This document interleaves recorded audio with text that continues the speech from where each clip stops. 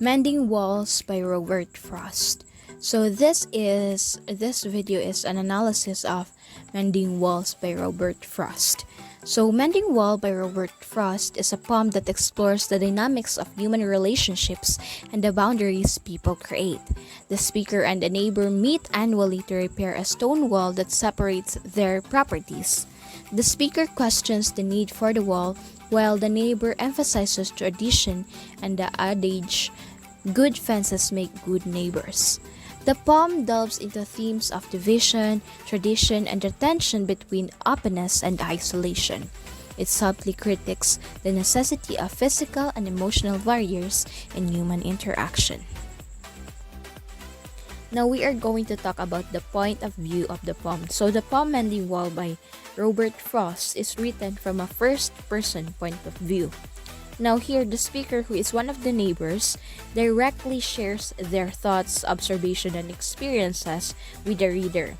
The use of I and my throughout the poem indicates that the speaker is reflecting on the act of mending the stone wall and the interactions with the neighbor. The first-person point of view provides insight into the speaker's perspective on boundaries, tradition, and the relationship between the neighbors.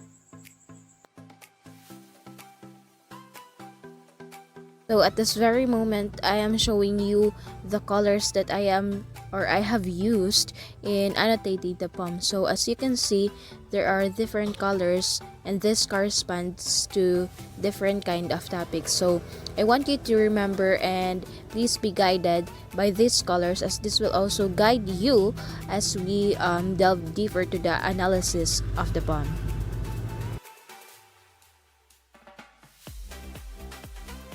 At this very moment, we are going to identify the epithet that can be found in the poem. So first is the line, "Good fences make good neighbors." Here, the phrase "good neighbors" is used as an epithet, providing a descriptive and memorable way to refer to the people who maintain boundaries. The phrase is an example of a positive descriptive epithet wherein it presents a favorable and characteristic quality of the people involved in the context of maintaining boundaries. The epithet "good" is used to describe the quality of both the fences and the neighbors. Now, these phrases or phrase suggests that well-maintained boundaries wherein the boundaries refers to the fences lead to positive and harmonious relationship, which is good neighbors. Now, this is highlighting the idea that defined limits can contribute to peaceful coexistence. Another epithet that can be identified from the poem is the line, something there is that doesn't love a wall." Okay, so in here, the phrase "doesn't love a wall" uses the epithet "doesn't love," wherein it is used to describe and personify the abstract concept of opposition to walls or boundaries. So in this line, we can notice the phrase "doesn't love" serves as an epithet by attributing human-like emotions to an abstract concept, which is the word "something." Now, this epithet personifies the force that opposes the existence of the wall, emphasizing its mysterious and unexplainable nature. And you can see, or you can spot this line either in the first line of the poem or in the 35th line of the poem. So again, the line is "something there is that doesn't love a wall." Okay, so another epithet that we can spot from the poem is, or in the poem, is the line, "and set the wall between us once again." So this line is the 14th line of the poem, wherein the phrase "between us" functions as an epithet by describing the position and purpose of the wall. So this emphasizes that the wall is being erected to create a separation between the two individuals, or the us in the line, underscoring the theme of division and boundaries. Another line of the poem wherein it is an example of epithet is the second line wherein it stated that the line states this way, that sends the frozen ground swell under it. Okay, so the term frozen ground swell serves as an epithet wherein this descriptive phrase characterizes the type of swell or movement occurring beneath the wall, highlighting its frozen nature and contributing to the imagery of the poem.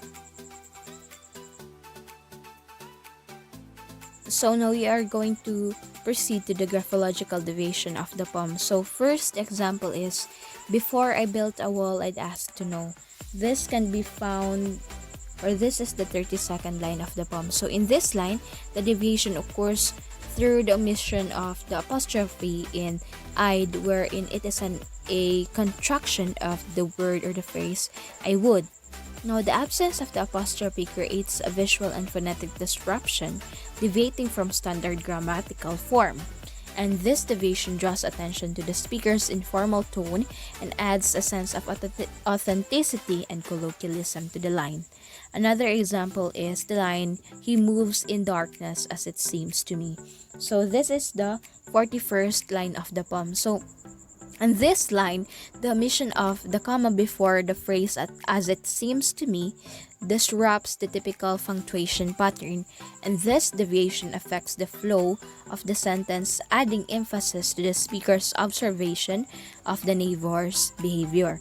So the absence of the expected comma also contributes to the conversational and informal tone of the poem. And another example is the lines 38 until 40. So the lines go as this.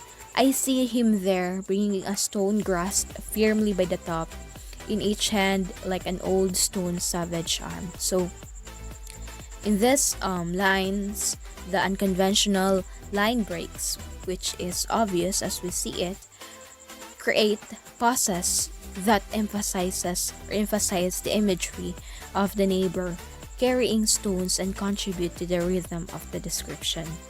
Another example is the first line and the 35th line of the poem. And the line is, something there is that doesn't love a wall. Okay, so the absence of a subject before the word something creates a sense of mystery and intrigue. And the unconventional syntax immediately captures the reader's attention and prompts them to contemplate an identified force that opposes the wall. This deviation contributes to the poem's reflective and thought-provoking tone. And since we are done with the graphological deviation of the poem, now we are going to discuss the nature of literariness. So, first example is the 32nd and the 33rd line of the poem, and the lines are, before I built a wall, I'd ask to know what I was walling in or walling out. So these lines exhibit the nature of literariness through their contemplative and reflective quality, and the speaker's pondering about the purpose of the wall and the boundaries it creates goes beyond simple practicality, delving into deeper philosophical and symbolic layers. This introspective exploration of the human condition and the nature of boundaries is a characteristic feature of literary works. Another example is a line that I can say is now familiar to you, wherein this is the first line and the 35th line of the poem. So the line is, something there is that doesn't love a wall. Okay, so this line demonstrates the nature of literariness by presenting an abstract idea in a metaphorical manner, and the concept of unseen force that opposes the construction of walls goes beyond the literal and practical, inviting the readers to contemplate the symbolic implications. This metaphoric expression contributes to the depth and complexity often found in literary works. So now we are down to the style of variation, wherein our example is the 32nd line and the 33rd line of the poem. So for that, the lines are, Before I built a wall, I'd ask to know what I was walling in or walling out.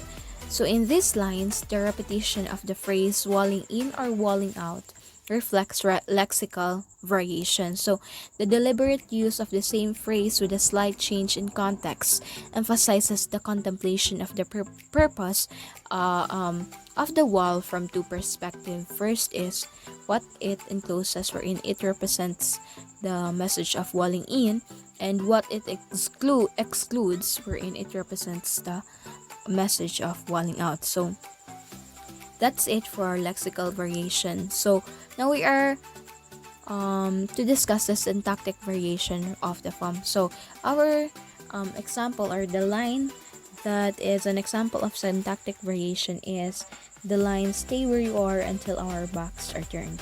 So that is the 19th line of the poem, and the imperative sentence "stay where you are" is followed by an exclamatory "until our backs are turned."